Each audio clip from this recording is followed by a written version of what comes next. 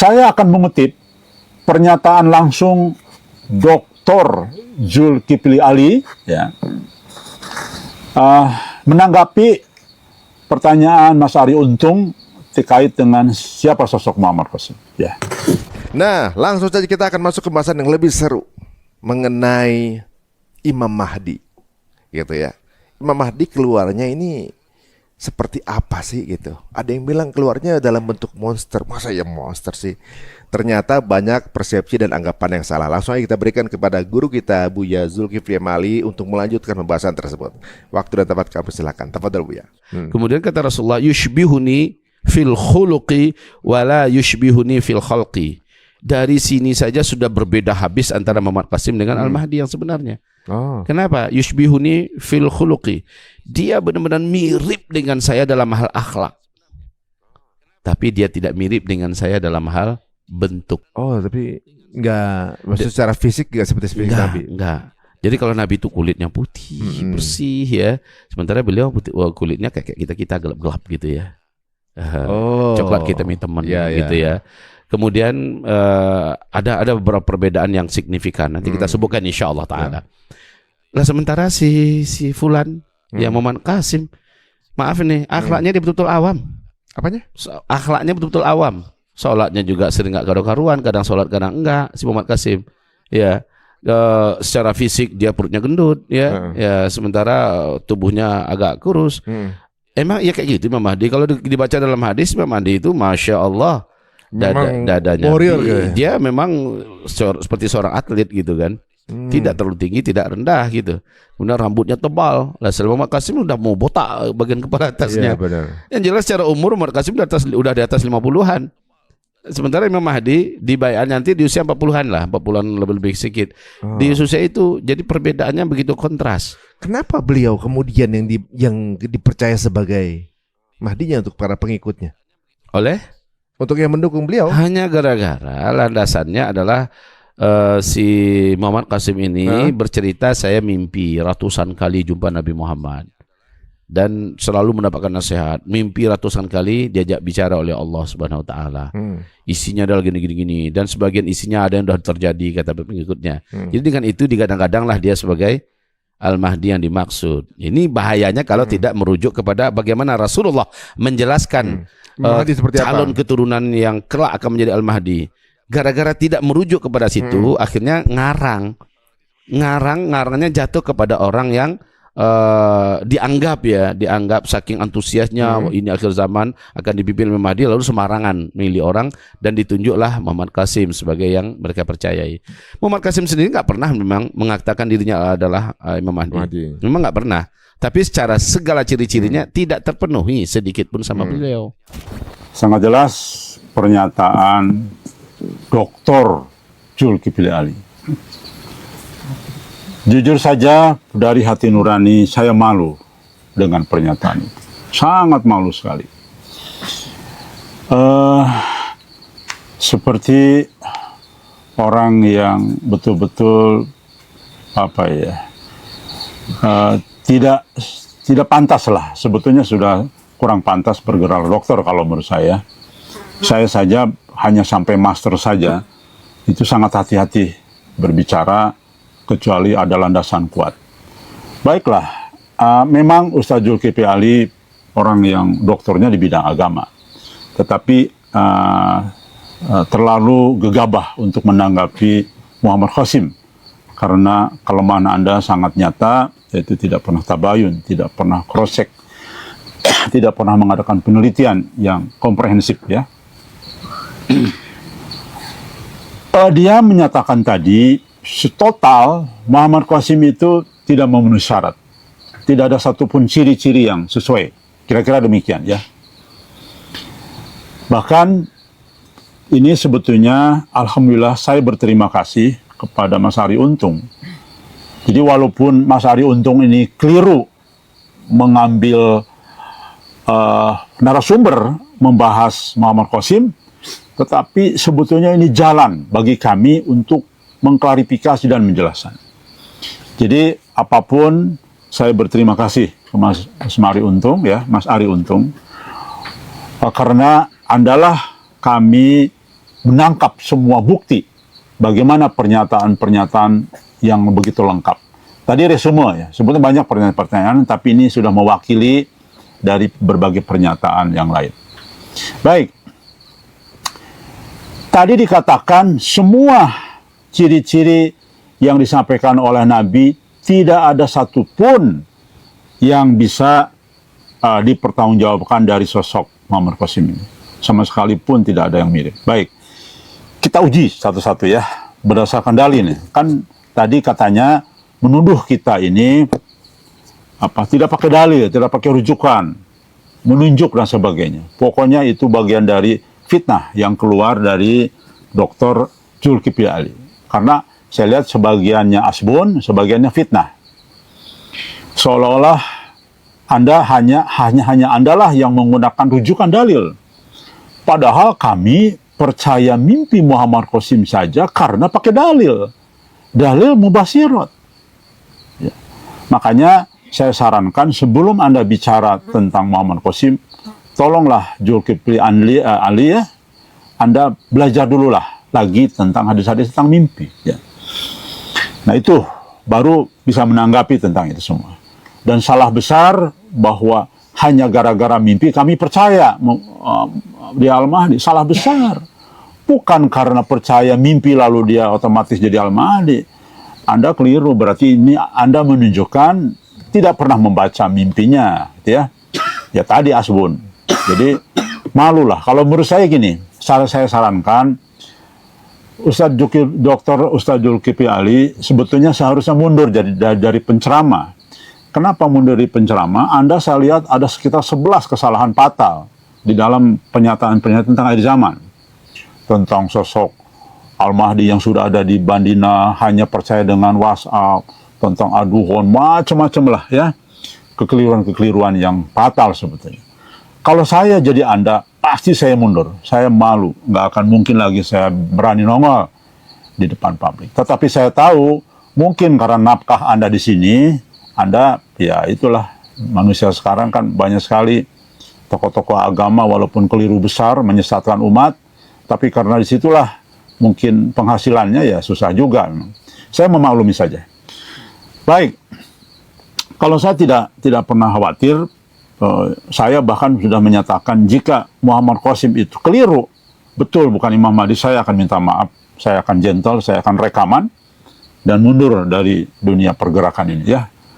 Nah, saya minta kalau bisa Anda juga begitu, karena Anda sudah berapa kali keliru, termasuk juga yang lain ya. Baik, kita akan uji tes ini. Pertama, nama Imam Mahdi. Kami meneliti ada 9 hadis yang menyebut-nyebut nama Imam Mahdi. Ya. Pertama, dalam hadis riwayat Ahmad 3390, yang kesimpulannya teks namanya ya, saya resume aja, yaitu yuwaitu ismuhu ismi. Ya, itu teks hadisnya. Namanya adalah namaku. Pertama, di dalam hadis Ahmad nomor 3391, yaitu berbunyi teks ismuhu yuwaitu ismi, ya, yaitu namanya sesuai dengan namaku. Kemudian dalam surat Ahmad 3392, yuwaitu ismuhu ismi,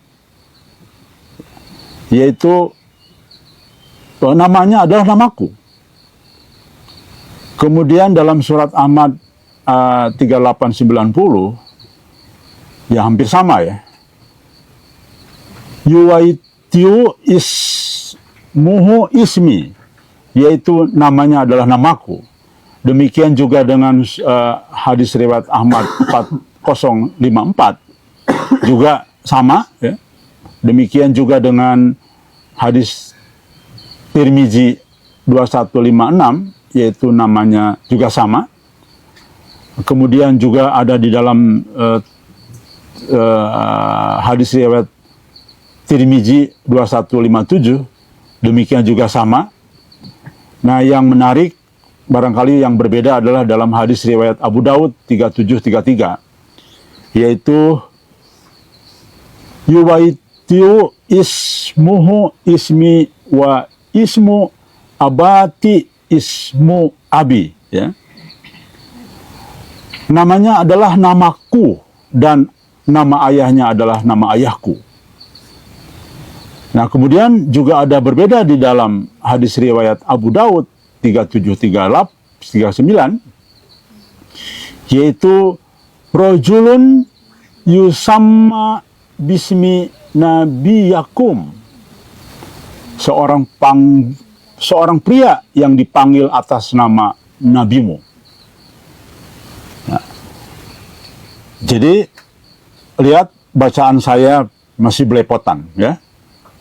Jadi tapi kita perhatikan, saya orang yang jauh dari orang alim bisa membuktikan.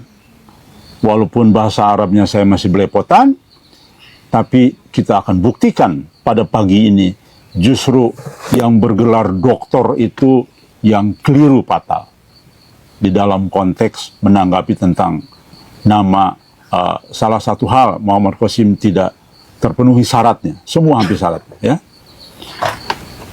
Rekan sekalian, derajat hadis tadi dari hadis riwayat Ahmad sampai 3390 sehingga Abu Dawud sampai hadis Abu Dawud 3733, kualitasnya sahih.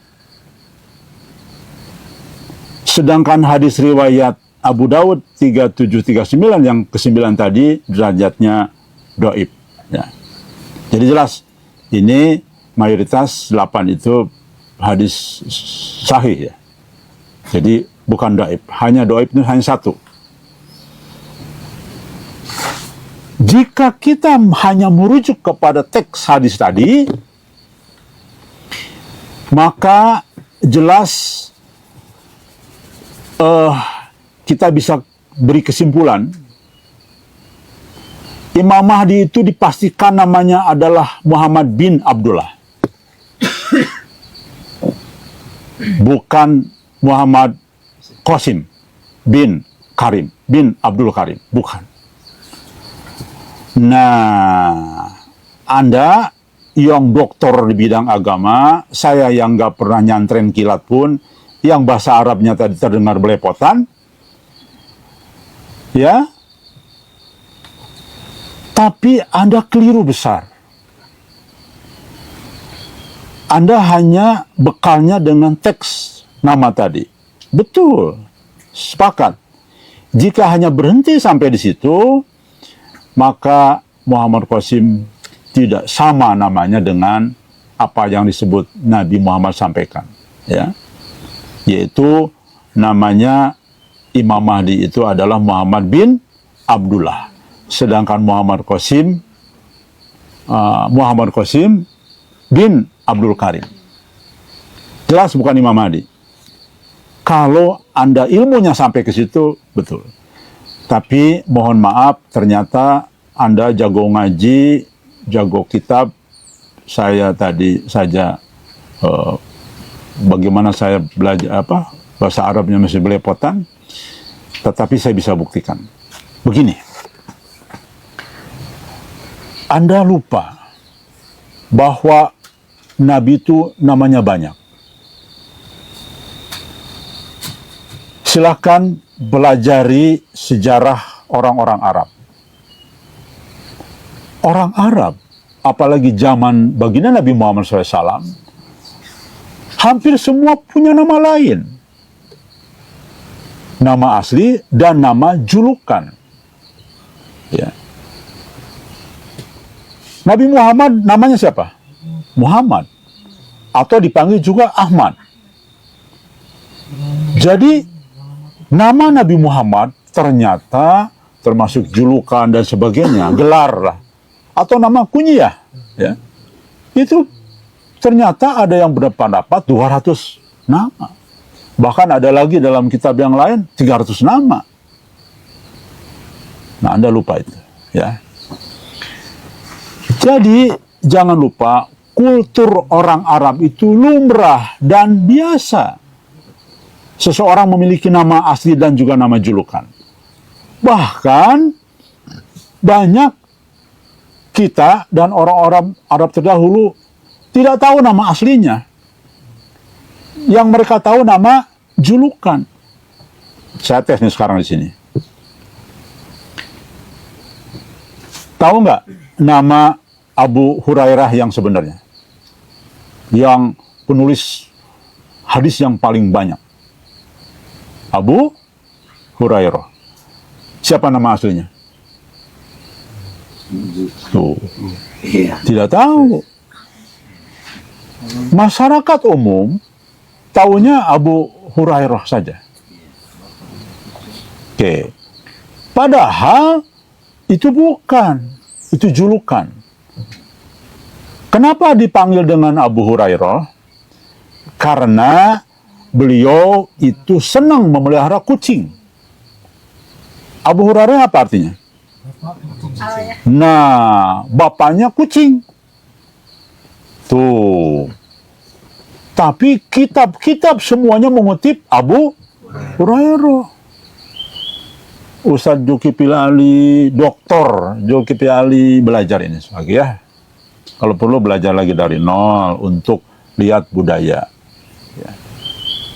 Kita tahunya Abu Hurairah, padahal nama aslinya adalah Abdurrahman bin Syakhar.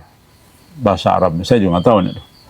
Saya ini, ya jujur sajalah, memang saya ini orang umum ya.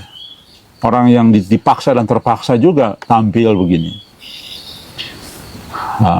Orang pendosa gitu. Dan sebagainya. Makanya kalau sudah teks bahasa Arab saya khawatir juga itu. Tapi karena tadi terpaksa harus saya bacakan, walaupun belepotan, tapi tidak apa-apa. Bukan itunya, yang penting adalah ininya ya, yang kalau menurut saya. Saya siap ditertawakan. Memang sudah harus siap. Siap ditertawakan. Baik. Jelas ya? Nah, artinya Nabi tidak mengatakan Al-Mahdi itu sama dengan nama asliku. Al-Mahdi itu serupa dengan nama lahirku. Tidak begitu. Ya. Sama dengan namaku. Yang lain tadi mirip dengan namaku atau serupa dengan namaku. Ya. Nah, jangan lupa ya. Kita lihat nama-nama Nabi Muhammad SAW sesuai dengan hadis ya. Sekali lagi, kan Anda selalu mengatakan kita berdasarkan rujukan hadis. Saya malah lebih lengkap ini daripada Anda yang sebut-sebut. Pertama dalam hadis riwayat Ahmad nomor 16148. Lalu hadis riwayat Ahmad 18704. Hadis Ahmad riwayat 18795. Hadis riwayat Ahmad nomor 18821. Hadis riwayat Bukhari nomor 1981. Dan hadis riwayat Muslim 4343. Yaitu, saya tidak sebutkan semuanya ya. Ini teks Arabnya yang saya baca nih. Nggak tahu benar enggaknya ya. Kurang lebih mungkin bisa dipahami lah. Saya langsung teks Arab nih. Karena belum ada terjemahannya. Pertama, Nabi itu namanya Muhammad. Yang kedua, disebut juga Al-Khatim. Disebut juga Ahmad.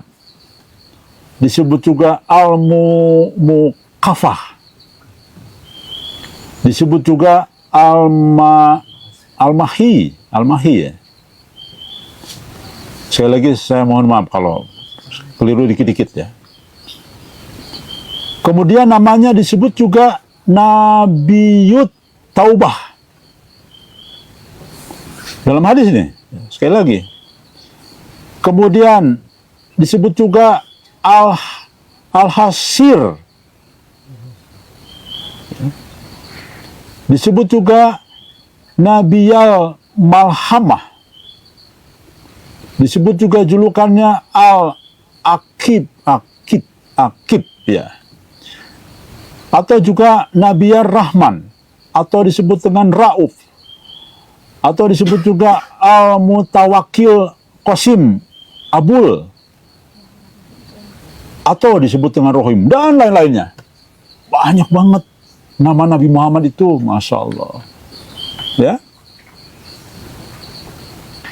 Nah, yang mencengangkan bagi kita, yang akhirnya kita mengklik bahwa benarlah dari sisi nama cocok sekali dengan Muhammad Qasim. Muhammad, namanya Muhammad, kemudian di belakangnya Qasim. Mari kita sampaikan hadis dalam riwayat Bukhari nomor 5728 ya.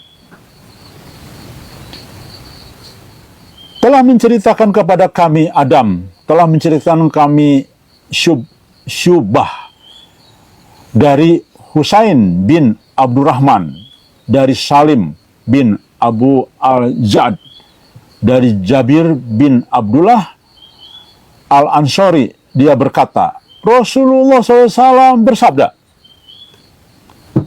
namailah dengan namaku, dan jangan kalian memberikan julukan dengan julukanku. Sesungguhnya aku adalah Qasim,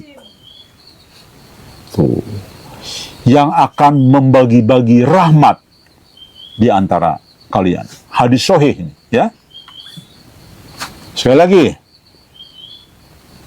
Ustadz Dr. Zulkifli Ali, silahkan baca hadis Bukhari, ya, nomor 5728, di mana dikatakan, namailah dengan namaku,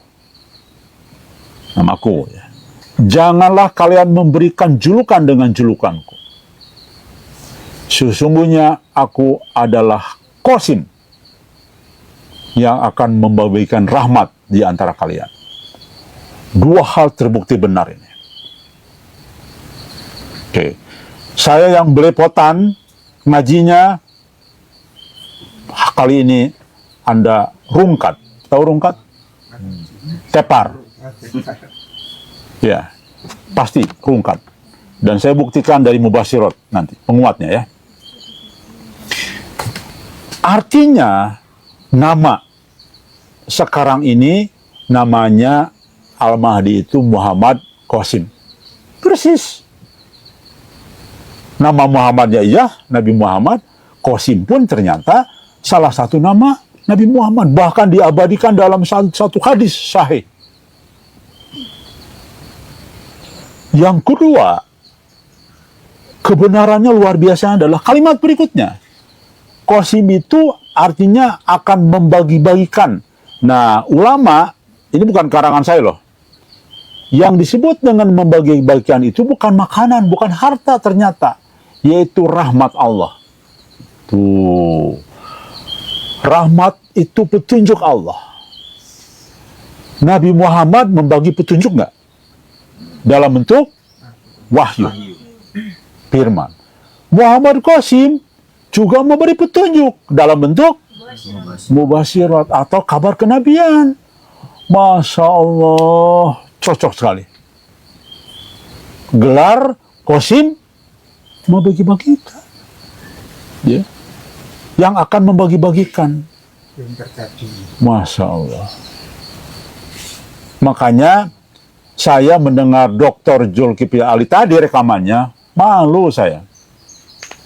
Anda mengatakan satu pun tidak ada tanda-tanda Muhammad Qasim cocok dengan Al-Mahdi. Coba silahkan. Saya tantang Ustaz Zulkifli Ali untuk menjawab pernyataan saya itu. Saya akan buktikan dulu dari sisi mubasyirat. Silahkan pelajari bagaimana pertama pernyataan Gus Baha. Gus Baha seorang tokoh besar, ya, yang saya anggap juga sangat menghormati beliau karena berbagi pengetahuan yang luas, mengatakan mubasyirat atau mimpi yang diterima oleh umat di akhir zaman itu jauh lebih otoritatif. Mimpi baik dari Allah, mimpi benar dari Allah jauh lebih otoritatif dari pernyataan siapapun. Nah, hujah. Jadi Anda rungkat sekarang. Anda mengatakan hanya berdasarkan mimpi-mimpi. Anda sangat menyepelekan mimpi. Padahal mimpi dari Allah itu bagian dari kabar kenabian. Baca sekali lagi hadis-hadis tentang mimpi. Dan itu terkonfirmasi dengan pernyataan seorang tokoh besar, yaitu Gus Baha, bahwa justru mimpi yang baik dari Allah jauh lebih otoritatif, jauh lebih benar dari pernyataan siapapun. Tuh. Maka hati-hatilah Anda mengomentari tentang mimpi seseorang. Karena Nabi mengatakan, setelah aku wafat, tidak ada lagi petunjuk setelah aku wafat, kecuali Allah sisakan satu, yaitu mubasyirat. Dan di situ Nabi tidak mengatakan, sampai dengan tahun sekian mubasyirat berlaku. Tidak, sampai akhir zaman. Bahkan diperjelas lagi, menjelang kiamat, maka mimpi yang benar adalah mimpi orang yang paling jujur. Berarti sampai kiamat itu, sampai menjelang kiamat, akan ada mimpi-mimpi orang beriman. Ya. Maka sekali lagi saya akan menyurati secara terbuka supaya kami paksa Ustaz Dr. Zulkifli Agim memberi tanggapan ini. Saya akan menulis surat terbuka dan saya sampaikan ke media massa juga, saya sampaikan ke berbagai pihak untuk menanggapi pernyataan Zulkifli Agim. Bisa dipertanggungjawabkan bahwa Muammar Qasim tidak ada satupun ciri-ciri yang sesuai. Ini baru satu. Mari kita lihat 10 hari ke depan. Karena saya sudah membagi, ini akan menjadi 10 tema. Dan insya Allah, kami menyampaikan dari dua sisi. Pertama, dalil yang jauh lebih rinci daripada yang Anda sampaikan, lebih mendalam. Yang kedua, ditambah dengan mubasyirat yang ada. Ingat, tafsiran yang kami sampaikan justru akan lebih kedudukannya lebih tinggi kedudukan mubasyirat daripada penafsiran saya sendiri tadi. Jadi seharusnya saya mendahulukan mubasyirat dulu baru tafsir. Tetapi karena manusia saat ini tidak terbiasa dengan mubasyirat, ini bagian dari hal yang aneh, maka kita mendahulukan dulu teks hadis sesuai dengan tantangan tuduhan dan fitnah yang disampaikan oleh Dr. Zulkifli Ali bahwa orang yang percaya mimpi Muammar Qasim tidak dengan dalil, itu asal-asalan, sembarangan, hanya dengan berdasarkan mimpi. Catat, kami percaya mimpi Muammar Qasim pertama jelas dari dalil bahwa ternyata Nabi mengatakan di akhir zaman akan bermunculan orang-orang bermimpi sebagai mubasyirat, sebagai kabar kenabian, bahkan bagian dari 46 kabar kenabian. Dahsyat kan? Ya. Yang kedua, lihat isi mimpinya.